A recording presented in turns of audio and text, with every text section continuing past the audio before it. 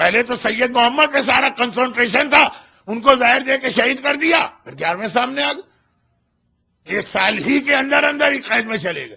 کہا کوئی اولاد تو نہیں ہے؟ کہا نہیں اولاد کوئی نہیں، سیٹسفائی ہو گئے، کہا ان کو جیل میں ڈال دو۔ اب ہم 12ویں کو روکیں گے، ایک ہی طریقہ ہے کہ جیل میں چلے جائیں، اولاد تو ہے نہیں ان کے پاس، چنانچہ یہ میری جیل میں مر جائیں گے اور 11ویں پر امامت ختم ہو جائے گی۔ لیکن وہ مکر اللہ واللہ خیر الماکرین۔ اسی قید خانے میں ایسا انتظام ہو گیا کہ 12ویں کی ولادت ہو گئی۔ جیسے ہی عباسی خلیفہ کو پتا چلا، اسے اس دن نہیں پتا چلا، اسے 1 ہفتے بعد پتا نہیں چلا، اسے 1 سال بعد بھی پتا نہیں چلا، 11ویں نے اپنی بیوی نرجس اور اپنے بیٹے 12ویں امام کو زمین کے نیچے اس انڈر گراؤنڈ قید خانے، تہ خانے یا سرداب میں رکھا جو آج بھی سامرہ میں موجود، اور وہاں کسی کو نہیں جانے دیتے۔ ایک سیقل نامی غلام جاتا، ایک کنیز جاتی ہے بس، اور یہ جناب حکیمہ خاتون۔ 5 سال لگے یہ خبر سامنے آنے میں۔ جیسے ہی عباسی خلیفہ کو پتا چلا، ارے تم تو سمجھ رہے تھے کہ 11ویں پہ امامت ختم ہو رہی ہے، 12واں پیدا ہو کے بڑا بھی ہو گیا، وہ گھبرا گیا، کہا 12ویں سے تو ہم بعد میں ڈیل کریں گے، 11ویں کا تو خاتمہ کر دو، یہ تو ایک چیپٹر کلوز ہو جائے، پھر ہم دیکھیں گے 12ویں کو کس طرح ڈھونڈا جائے۔ یہ تاریخ میں ہر ہفتے عباسی خلیفہ کی CID 11ویں امام کے گھر پہ چھاپا مارتی، ریڈ ہوتا، گھر کے تمام افراد کو بائی فیس دیکھا جاتا، یہ کون، جینٹس کے لیے جینٹس آتے، لیڈیز کے لیے لیڈیز آتی، اور جو لیڈیز CID آتی ان کے ساتھ لیڈی ڈاکٹرز آتی ہے جو ایک ایک خاتون کا میڈیکل چیک اپ کرتے ہیں، یہ پریگننٹ تو نہیں۔ یہ پوری تاریخ ہے جس کے پڑھنے کا وقت نہیں ملتا ہے، اور آج تو وقت اور کم ہو گیا۔ لیکن خلاصہ یہ کہ جب پتا چلا کہ ولادت بھی ہو گئی، 5 سال کے بھی ہو گئے، لیکن باوجود یہ کہ مسلسل ہماری فوج کے ریڈ ہوتے رہے، وہ کبھی بھی پتہ ہی نہیں چلا کہاں پہ۔ خالی ریڈ نہیں، خلیفہ کے غلام اور کنیز جو جاسوس ہیں وہ امام کے گھر میں 24 گھنٹے رہتے ہیں۔ غلاموں میں جاسوس اسپائی غلام بھیجے گئے، کنیزوں میں اسپائی کنیز بھیجی گئی۔ عباسی خلیفہ نے کہا کہ 12ویں کو اتنا چھپا کے رکھا ہے 11ویں نے کہ ریڈ ہوتے ہیں تو پتہ نہیں چلتا، کوئی ایکسس نہیں ملتا، اسپائی کنیز گھر میں موجود ہے اس کو پتہ نہیں چل پا رہا، کیونکہ گھر کی کسی خاتون کو بھی نہیں بتایا گیا، صرف ایک حکیمہ خاتون کو معلوم۔ تو جیسے ہی پتہ چلا کہ یہ تو کنفرم ہے کہ ولادت ہو چکی ہے، تو کہا 11ویں کا تو خاتمہ کرو، کہ 12واں سامنے تھا ہی نہیں، پھر اس کو ڈھونڈیں گے آرام سے، کم از کم 2 میں سے ایک امام دنیا سے چلا جائے۔ اور یہ سازش اس ماہ ربیع الاول 260 میں بنائی گئی۔ امام آلریڈی قید خانے میں ہی ہیں، آزاد نہیں ہیں، لیکن کہا کہ قید خانے میں ان کا خاتمہ کر دو، جس پرپس سے ہم نے رکھا تھا وہ پرپس ہی فیل ہو گیا، کہ نہ ان کی اولاد ہوگی نہ 12واں پیدا ہوگا، وہ تو پیدا ہو گئے۔ اگر 12ویں مل جاتے فوراً تو 11ویں کو شاید وہ شہید بھی نہیں کرتے، کہ اصل ٹارگٹ 12واں تھا، تو 12ویں تو مل کے نہیں دے رہے۔ چنانچہ 11ویں کو شہید کیا گیا، اور اس شہادت کا ایک مقصد یہ تھا کہ کوئی بھی جوان اور غیرت مند بیٹا اپنے باپ کی میت کو دیکھ کر تو اپنے آپ کو نہیں چھپا سکے۔ دیکھیے ون آف دا پرپز یہ بھی ہے کہ اس میت کو دیکھ کر ایک مرتبہ 12واں غیبت سے نکل کے آ جائے۔ کوئی غیرت مند بیٹا یہ برداشت نہیں کر سکتا، چاہے وہ امام ہی کیوں نہ ہو۔ چنانچہ کربلا میں بھی ہم نے سنا جب حسین نے کہا حل من ناصر ینصرنا، بیمار سجاد غشی کے عالم میں ایک دم اٹھے، تلوار لے کے باہر نکلے، حسین نے آواز دی زینب سجاد کو روک لینا۔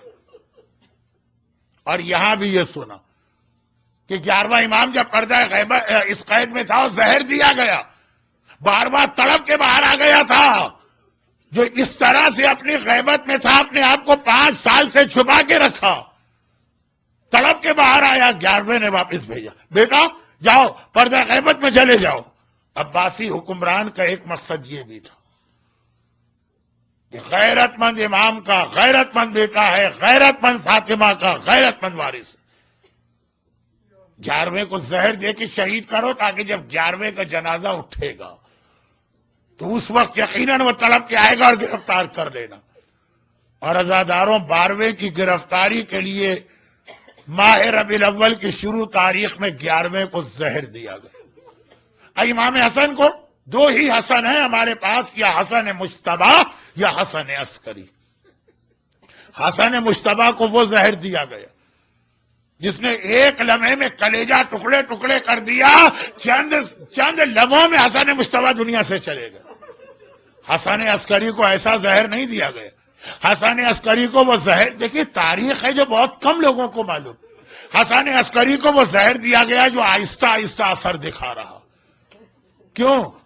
کیونکہ مقصد 11ویں امام کے زہر سے زیادہ مقصد تھا 12ویں کو غیبت سے باہر لانا. باپ بیمار ہے، بستر پہ گر گیا، بیٹا حالت دیکھ رہا ہے، روز بروز حالت خراب ہوتی جا رہی ہے. کتنا ہی صابر بیٹا ہوگا، 2 دن گزریں گے دیکھے گا میرے بابا کی حالت اور خراب ہوئی. صبر کر کے بیٹھا ہے، 4 دن گزریں گے دیکھے گا میرے بابا کی حالت اور خراب ہوئی. ایک وقت آئے گا جب اپنے بابا کو اس حالت میں دیکھے گا کہ تڑپ کے باہر آ جائے گا. زہر بھی ایسا دیا گیا. لیکن قید میں ہیں. کیا مطلب؟ زہر دیا گیا، علاج ممکن نہیں ہے. علی کے سر پہ ابن ملجم نے ضربت لگائی مگر علی قید میں نہیں تھے تو علاج تو ہوا نا 3 دن. ہائے میرا 11واں حسن عسکری، کتنا معصوم، کتنا مظلوم، کتنی مصیبتیں، کتنے امتحان دیے. زہر ایسا دیا جا رہا کہ اچانک موت نہ ہونے پائے. آہستہ آہستہ بدن کٹتا چلا جائے. کچھ چیزیں بیان کرنے سے نہیں واضح ہوتی ہے، سوچنے سے واضح ہوتی ہے. اور ساتھ میں علاج ممکن نہیں ہے کیونکہ ظالم کی قید میں ہے. میرا 11واں امام 5 ربیع الاول کی تاریخ کو اتنا کمزور ہو گیا کہ بستر سے اٹھنے کی طاقت نہ رہی. اپنی نماز بستر پہ بیٹھ کے پڑھی. بہت آرام سے آپ نے سن لیا. اہل بیت کے گھرانے میں بستر پہ بیٹھ کے نماز پڑھنا قیامت کے برابر. زینب کبریٰ نے زندان شام میں سنت نماز بیٹھ کے پڑھی ہے تو سجاد کو یقین نہیں آ رہا. جبکہ 11واں تو بہرحال امام ہے اور واجب نماز بستر پہ بیٹھ کے پڑھ رہا. فاطمہ زہرا تک کی یہ حالت تھی کہ جب نماز کا وقت آتا تھا اگرچہ بستر سے اٹھنے کی طاقت نہیں لیکن بستر پہ اٹھتی تھی. ہاں، ایک ہاتھ دیوار پہ رکھتی تھی، دوسرے ہاتھ سے ٹوٹی ہوئی پسلیوں کو سنبھالتی تھی. ٹوٹی ہوئی پسلیوں کو سنبھال کے رسول کی بیٹی فاطمہ مصلی پہ جا کے نماز پوری پڑھتی. اگر ہائے میرا 11واں امام اتنا کمزور ہے کہ اگر آپ اسے توہین نہ سمجھیں تو زینب کبریٰ اور فاطمہ زہرا کے مسائل سے بڑی مصیبت 11ویں امام پہ ہی گزر گئی کہ بستر پہ کھڑے ہونے کی طاقت نہ رہی. لیکن یہ 5 ربیع الاول کی حالت تھی.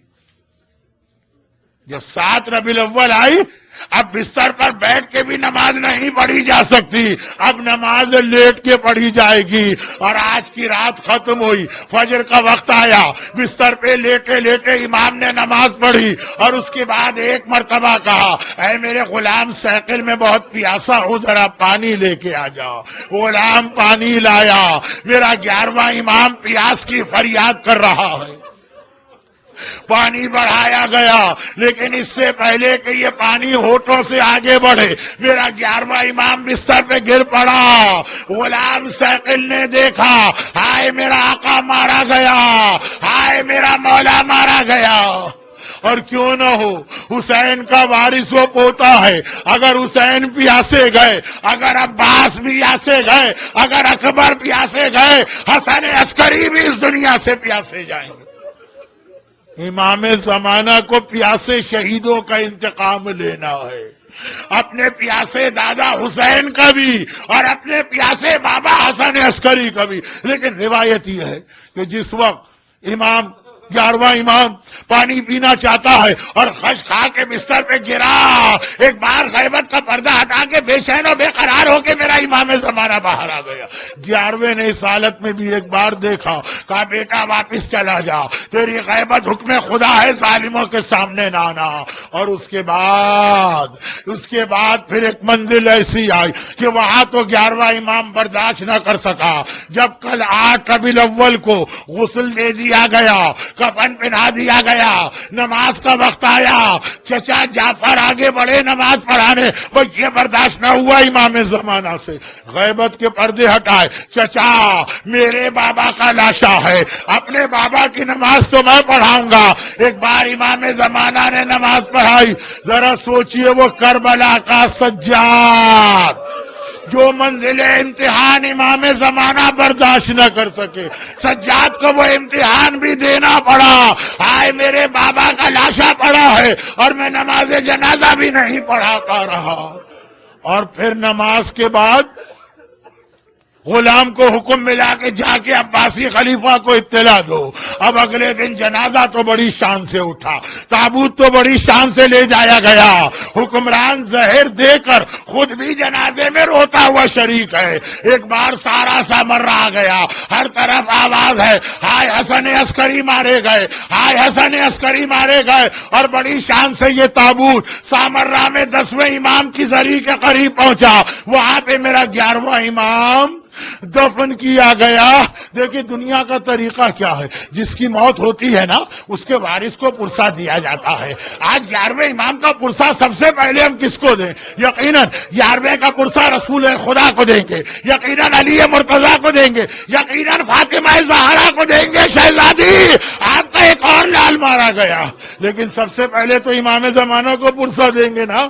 اے میرے زمانے کے امام، آپ 5 سال کے ہیں اور آپ یتیم ہو گئے، آپ کا بابا مارا گیا، مگر آپ کی یتیمی اپنے ساتھ تماچے تو نہیں لائی نا۔ اے میرے زمانے کے امام، آپ یتیم ہو گئے مگر آپ کو یہ اطمینان تو رہا نا میرے بابا کا جنازہ اٹھا، لوگوں نے کندھا دیا، ہائے وہ جنازہ تو نہ تھا نا جو کربلا میں پڑا رہا۔ ارے امام زمانہ ہم سے پرسہ لیجئے، الغدیر کے حال کے یہ مومنین وہ مومنات آپ کو آپ کے بابا کا پرسہ دے رہے، لیکن جنازہ اٹھا، گھر والے بھی گئے جنازے کے ساتھ، خیریت کے ساتھ واپس آ گئے نا۔ ارے کربلا کی طرح کی حالت تو نہ تھی، کربلا والے لٹ پٹ کے مدینے آ رہے ہیں، لیکن کس طرح آ رہے؟ کلثوم کو کہنا پڑ رہا ہے نانا کے شہر اب ہمیں قبول نہ کر، ہم تیرے اندر آنے کے قابل نہ رہے۔ ارے کوئی بی بی فریاد کر رہی اکبر بیٹا تجھے کھو کے مدینے کس طرح جاؤ، کوئی کہہ رہی قاسم لال ارے تیرے بغیر مدینے کیسے جاؤ۔ ہائے رباب کہتی ہے ارے میرے اصغر میں صغرا کو جا کے کیا جواب دوں گی جب صغرا اصغر کو مانگے گی۔ اور زینب فریاد کر رہی ہے ارے پہلے مجھے نانا کی قبر پہ لے جاؤ۔ عزاداروں 11ویں امام کا تابوت تو بڑی شان سے اٹھا، گھر والے خیریت سے آئے، ذرا زینب سے پوچھئے، قبر رسول پہ پہنچی، ایک مرتبہ کا نانا آپ کی بیٹی شام سے لٹ کے آئی ہے، پہلے حسین کا کرتا پھیلایا۔ اے امام زمانہ آپ کے بابا حسن عسکری کا تو کرتا ایسا نہ تھا جو خون سے بھرا ہوا، تیروں اور نیزوں سے جگہ جگہ چھلنی، اور پھر کہا نانا ارے کاش میں تجھے یہ بھی بتا سکتی، پورے راستے اتنے کوڑے کھائے اب تک میری کمر زخمی ہے۔ ہائے میرا 11واں امام، ہائے میرا 11واں امام۔ جل جل جل جل یا مولا جل جل جل جل